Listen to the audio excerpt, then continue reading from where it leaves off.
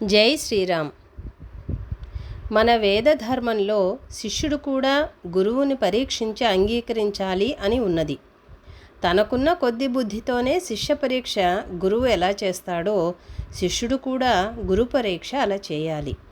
ఈయనకి ప్రపంచంలో కావలసినవి ఏమన్నా ఉన్నాయా, ఇవేవో అడ్డు పెట్టుకొని ఏమన్నా బూటకాలు సాగుతున్నాయా అని చూసుకోవాలి. సద్గురువును నువ్వు దైవాన్ని చూశావా, దైవము యొక్క స్వరూప స్వభావాలు నీకు తెలుసా, దైవ ప్రతినిధిని అని చెప్పుకోవడానికి నీ వద్ద ఏమన్నా రుజువు ఉన్నదా, దైవము నీకు తెలుసా అని ప్రశ్నలు అడగడమే. సీతాదేవి నువ్వు మాయ కాదని, రాముని ప్రతినిధివి అని నేను నమ్మడానికి నువ్వేం చెప్పగలవు, నీకు రాముడు తెలుసా అని హనుమంతుని అడగడం అటువంటిదే. ఆయన దైవ ప్రతినిధియే. అందువల్లనే తన వద్ద ఉన్న ఉంగరాన్ని రాముడు అతనికి ఇచ్చి పంపుతాడు. దాన్ని హనుమంతుడు ముందు చూపించడు, తరువాత చూపిస్తాడు.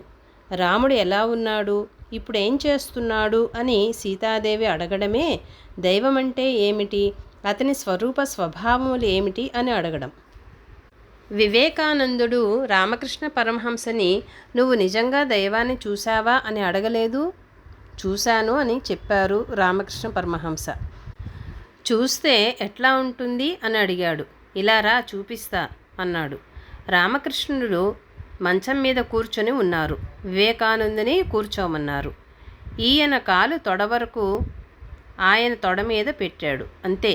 సమస్త ప్రపంచము మొత్తం గోళాలన్నీ కూడా ఒక విశ్వరూప సందర్శనమై తను లేక అలా ఉండిపోయాడు. నేను ఉన్నాను అనే భావం కూడా లయమైపోయింది. సమస్తము ఒక మహత్తరమైన నీలమైన అనంతమైన ఆకాశంగాను, అందులో గ్రహములు, గోళములు, తారకులు, వాటి మధ్య తాను తిరుగుతుంటే ఒక మహాసముద్రంలో తాను ఉన్నట్లు తనకి తాను కనబడలేదు. కానీ తాను ఉన్నానని తెలుసు. కానీ ఎక్కడ ఉన్నాడో తెలియదు. మంచం లేదు, పక్కన గురువు లేడు, ఉన్న భవతారిణి ఆలయ ప్రాంగణము లేదు, భూమి లేదు, ఏమీ లేదు. తాను ఉన్నట్లు ఎరుక తప్ప ఇంకా ఏమీ లేక మొత్తం అంతా నీలంగా ఆవరించి ఉన్నట్లుగా అయిపోయిన తర్వాత అలా కాసేపున్నాక రామకృష్ణుడు కాలు తీస్తాడు. అప్పుడు స్పృహలోకి వస్తాడు. ఎలా ఉంది అని అడుగుతాడు రామకృష్ణుడు. దండం పెడతాడు. శిష్యుడంటే వివేకానందుడిలాగా ఉండాలి, గురువంటే రామకృష్ణుడిలాగా ఉండాలి. ఎవరెవరి స్థితిగతులను బట్టి వారి వారికి అటువంటి వారు దొరుకుతుంటారు. అలా దైవాన్ని చూపించగలవాడు హనుమంతుడు. రాముని స్వరూప స్వభావాలను ఆవిష్కరించి చూపిస్తాడు. రాముని కథ చెప్తాడు. రాముడు ఉన్న పరిస్థితి చెప్తాడు. రాముడు సీత కోసం ఎంత తపన చెందుచున్నాడో చెప్తాడు. అలా తెలియపరిచిన తరువాత హనుమంతుడు రామదూత అని నమ్మడానికి రుజువుగా ఆయన ఇచ్చాడమ్మా, ఇది నీ సొత్తే కదా, ఆయన వద్ద ఉన్నది అని ఉంగరం ఇస్తాడు. చూస్తుంది. అది రాముని వద్ద నుండి ఎవరూ తెచ్చుకోలేరు. రాముని జయించి ఆ ఉంగరం తేవడం ఎవరి వల్ల కాదు. కాబట్టి రాముడు ఇవ్వడం చేతనే ఇతను వచ్చాడు అని తెలుస్తుంది. అంతేకాదు, హనుమంతునికి ఇంకా పరీక్షలు పెడుతుంది సీతాదేవి. నీవు కావాలంటే నేనే నిన్ను దైవం వద్దకు చేర్చగలను అంటాడు. సద్గురువు జీవుని దైవం వద్దకు చేర్చగలడు. ఆ విధంగా హనుమంతుడు అడిగితే ఆయన తనకున్న మహత్తరమైన స్వరూపాన్ని ఆవిష్కరిస్తాడు.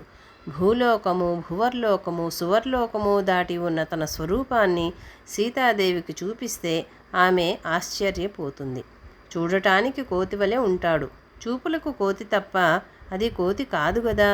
అంటే సద్గురువు తనను తాను మరుగుపరుచుకొని ఉంటాడు, ప్రకటించుకొని ఉండడు. ప్రకటన చేసుకునేవారు సద్గురువులు కారు. తాను ప్రకటింపబడక శిష్యుని అర్హత బట్టి ప్రకటింపబడతారు. అలా అమ్మవారు జీవుడిగా మనం భావన చేస్తే సద్గురువుని పరీక్ష చేసి అంగీకరిస్తారు. సద్గురువు కూడా శిష్యుని పరీక్ష చేసి అంగీకరిస్తాడు.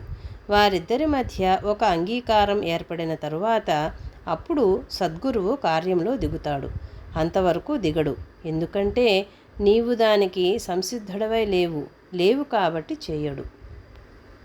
జై శ్రీరామ్.